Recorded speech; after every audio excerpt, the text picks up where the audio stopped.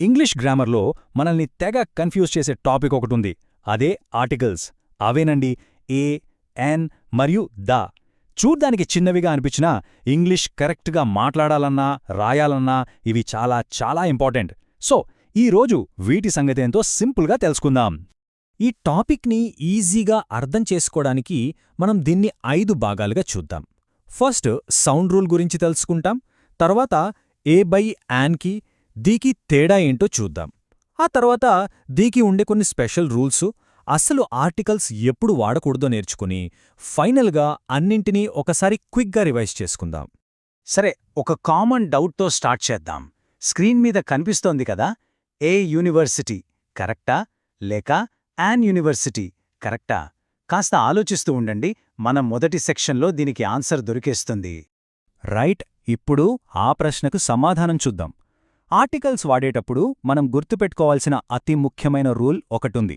అదేంటంటే మనం పదం యొక్క స్పెల్లింగ్ని కాదు, దాని సౌండ్నే ఫాలో అవ్వాలి. ఇక్కడే ఉంది అసలు మ్యాజిక్.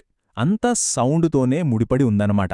యాన్ ఎప్పుడు వాడతామంటే పదం వొవెల్ సౌండ్తో స్టార్ట్ అయినప్పుడు. For example, an MBA. ఇక్కడ ఎం అక్షరం చూసి కన్ఫ్యూజ్ అవ్వద్దు.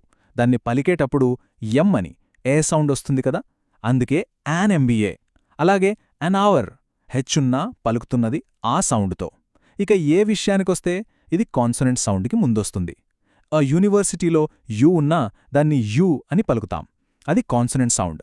అందుకే గుర్తుపెట్టుకోవలసిన గోల్డెన్ రూల్ ఏంటంటే స్పెల్లింగ్ కాదు, సౌండే కింగ్. ఓకే, ఇప్పుడు మనం నెక్స్ట్ ఇంపార్టెంట్ పాయింట్కి వెళ్దాం. అదేంటంటే ఏ లేదా యాన్ వాడాలా లేక ది వాడాలా అని ఎలా డిసైడ్ చేయాలి. దీనికి ఒక సింపుల్ 2 స్టెప్ ఫార్ములా ఉంది. ఇది ఆల్మోస్ట్ ప్రతిసారి పనిచేస్తుంది. ఒక విషయం గురించి మొదటిసారి చెప్పినప్పుడు ఏ లేదా యాన్ వాడాలి. అదే విషయం గురించి మళ్ళీ మాట్లాడితే అప్పుడు ద వాడాలి. అంతే. ఈ ఎగ్జాంపుల్ చూస్తే చాలు రూల్ ఎంత సింపులో అర్థమైపోతుంది. చూడండి, I saw A dog. First time ఒక కుక్క గురించే చెప్తున్నాం కాబట్టి ఏ డాగ్ అన్నాం, ఇంట్రడ్యూస్ చేశామన్నమాట. ఆ తర్వాత ద డాగ్ వాజ్ బార్కింగ్. ఇప్పుడు మనం మాట్లాడుతుంది ఏ కుక్క గురించో మనకు తెలుసు, ఇందాక చూసిన అదే కుక్క గురించి, అందుకే ద డాగ్ అని వాడాం. సింపుల్ కదూ. ఇంకో ముఖ్యమైన తేడా ఏంటంటే మనం జనరల్గా మాట్లాడేటప్పుడు ఆర్టికల్ వాడం, కానీ ఒక స్పెసిఫిక్ వస్తువు గురించి మాట్లాడితే ద వాడతాం.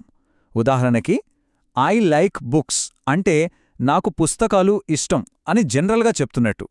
కానీ I like the book you gave me అంటే నాకన్ని పుస్తకాలు కాదు, నువ్విచ్చిన ఆ ఒక్క పుస్తకం ఇష్టం అని ప్రత్యేకంగా చెప్తున్నట్టు. ఇది చాలామంది చేసే కామన్ మిస్టేక్. ఎవరిదైనా ప్రొఫెషన్ అంటే వాళ్ల వృత్తి గురించి చెప్పేటప్పుడు ఖచ్చితంగా ఏ లేదా యాన్ వాడాలి. హీ ఈజ్ టీచర్ అని అస్సలనకూడదు, హీజ్ ఎ టీచర్ అనాలి. ఇది గుర్తుంచుకోండి. ఇప్పుడు కొన్ని స్పెషల్ కేసెస్ చూద్దాం. ఈ సిచ్యువేషన్స్లో దాదాపు ఎప్పుడూ ఆన్సర్ ది అనే ఉంటుంది.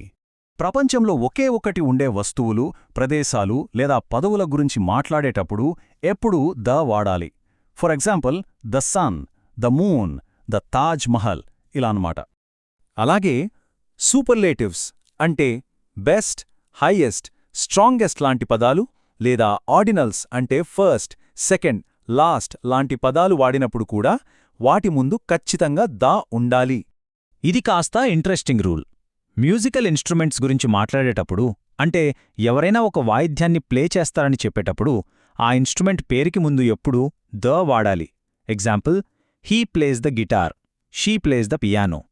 సాధారణంగా దేశాల పేర్ల ముందు ఏ ఆర్టికల్ రాదు, కాని కొన్ని దేశాల పేర్లు అంటే ఏ కలెక్షన్ ఆఫ్ స్టేట్స్ లేదా ఐలాండ్స్ని సూచించేవి, వాటి ముందు ద వస్తుంది. అందుకే ఏ యుఎస్ఏ కాదు, ద యుఎస్ఏ. అలాగే ద యూకే, ద నెదర్లాండ్స్.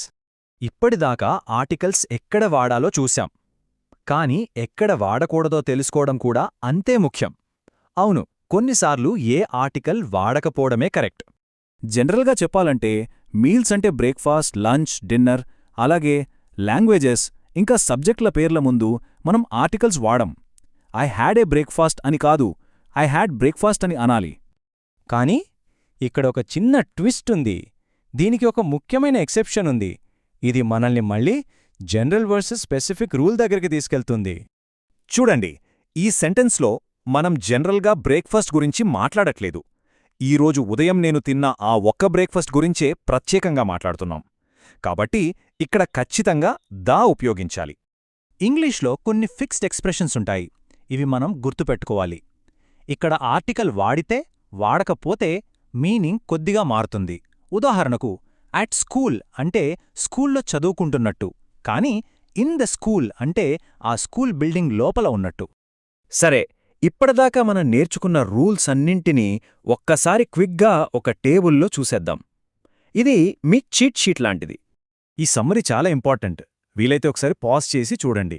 సింపుల్గా వొవెల్ సౌండ్ ఉంటే యాన్, కాన్సనెంట్ సౌండ్ ఉంటే ఏ, ఏదైనా యునీక్ లేదా స్పెసిఫిక్ అయితే ద, జనరల్గా మాట్లాడితే నో ఆర్టికల్, సూపర్లేటివ్ ఉంటే ఖచ్చితంగా ద వాడాలి.